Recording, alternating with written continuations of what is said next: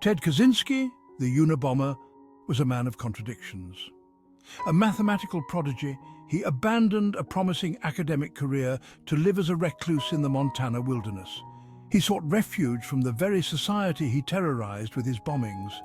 His manifesto offered a scathing critique of modern technology and its impact on human life.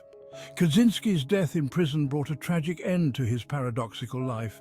Was he a madman driven to violence by his own demons, or a prophetic voice warning us of technological hubris? Central to Kaczynski's philosophy is the concept of the power process. He argued that humans have a fundamental psychological need to engage in this process. This process involves setting goals, striving towards them, and experiencing the satisfaction of achievement. Modern society, Kaczynski argued, has disrupted this natural rhythm. Technology has made life easier, but it has also removed many of the challenges that once gave human life meaning. This void, according to Kaczynski, is often filled with what he called surrogate activities. We chase fleeting pleasures, seeking satisfaction in material possessions and superficial achievements. Kaczynski also criticized the modern division of labor, arguing that it alienates individuals from the fruits of their labor. In traditional societies, work was often directly connected to the fulfillment of basic needs. A farmer, for example, could see the direct results of their labor in the food they grew.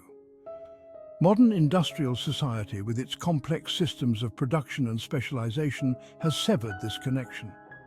Individuals often perform highly specialized tasks, contributing a small part to a much larger process. They may never see the final product of their labor, nor fully understand their role in its creation. This division of labor, Kaczynski argued, leads to a sense of alienation and meaninglessness.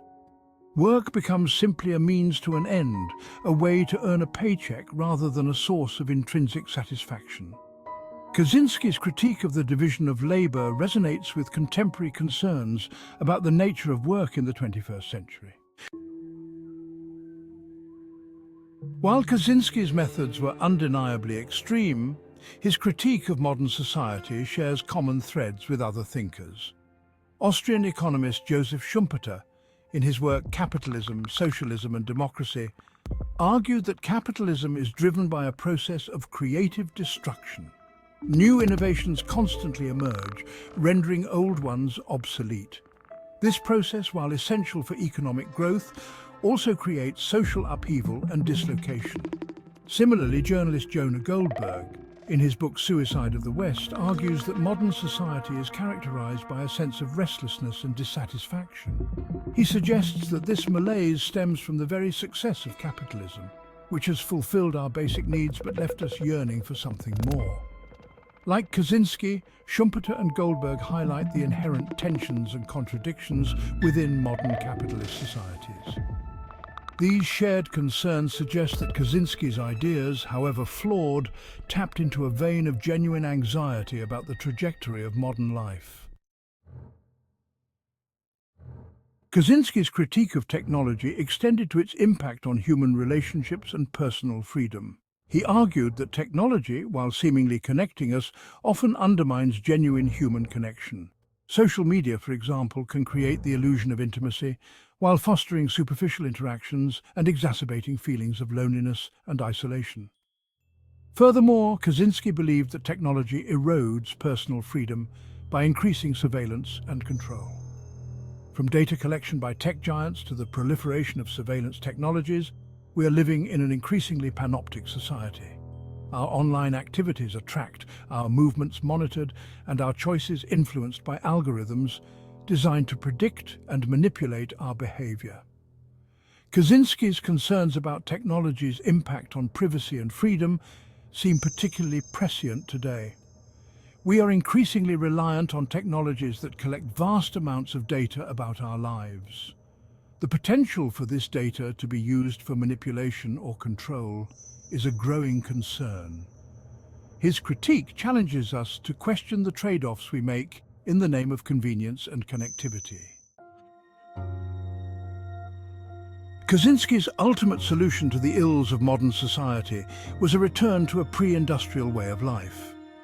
He envisioned a world without complex technology, where humans lived in small, self-sufficient communities, intimately connected to nature and each other. However, this vision, while romantically appealing to some, is widely regarded as unrealistic and impractical. The global population has exploded since the pre-industrial era. Resources are scarce. Returning to a pre-industrial way of life would require radical and likely catastrophic changes to the way we live. Moreover, Kaczynski's idyllic vision of pre-industrial life ignores the harsh realities of such societies. Life expectancy was short. While modern society certainly has its flaws, it has also brought about significant improvements in human health, well-being, and opportunity. Kaczynski's call for a return to a pre-industrial utopia, while ultimately untenable, raises important questions about the direction of human progress.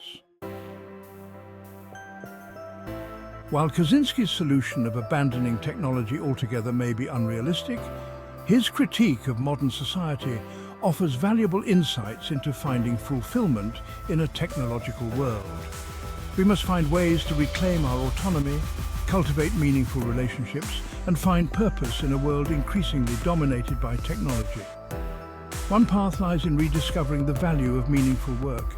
This may involve seeking out careers that align with our values and passions, even if they fall outside the traditional bounds of success. It may mean embracing entrepreneurship and creating our own opportunities. Or it might involve finding fulfillment in skilled craftsmanship, reconnecting with the tangible satisfaction of creating something with our own hands. Another path involves cultivating deeper, more meaningful relationships. This requires prioritizing face-to-face interaction over online connections, engaging in our communities, and nurturing relationships based on shared values and experiences. Kaczynski's critique reminds us that technology should serve us, not enslave us. Finding meaning in a technological world also requires cultivating a sense of purpose beyond the pursuit of material wealth or social status. Kaczynski's concept of the power process suggests that we are hardwired to seek challenges and strive towards goals. We must find outlets for this innate drive that align with our values and contribute to something larger than ourselves. This might involve engaging in creative pursuits, pursuing intellectual passions, or contributing to social or environmental causes. It might mean rediscovering the simple joys of connecting with nature, spending time with loved ones, or contributing to our communities. The key is to find activities that provide a sense of accomplishment, foster a connection to something larger than ourselves, and contribute to our overall well-being. In a world saturated with distractions, it is easy to lose sight of what truly matters. Kaczynski's work, despite its flaws, reminds us to live deliberately, to choose our own paths, and to find meaning on our own terms. Kaczynski's legacy is a complex one. He was a terrorist who caused immeasurable pain and suffering, yet his writings, however flawed, offer a provocative critique of modern society that continues to resonate today. His work should not be celebrated, but neither should it be ignored.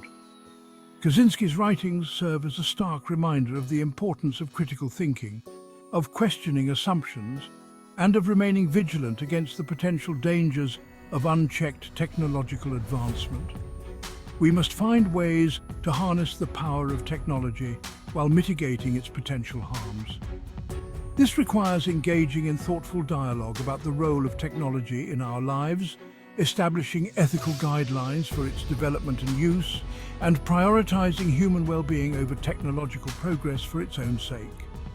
Kaczynski's legacy is a call to action, a reminder that we are not passive bystanders in the face of technological change. Ted Kaczynski, the Unabomber, will forever be remembered for his crimes. His bombing campaign terrorized the nation, leaving a trail of fear, injury, and death in its wake. His actions were reprehensible and cannot be justified, yet his legacy is more complex than that of a simple terrorist. His writings, though often disturbing and extreme, offer a searing indictment of modern technological society. Kaczynski's critique, however flawed, forces us to confront uncomfortable truths about the potential consequences of our relentless pursuit of technological advancement. While we may reject his methods, we cannot ignore the questions he raises. We must strive to create a world where technology serves humanity, fosters connection, and promotes well-being.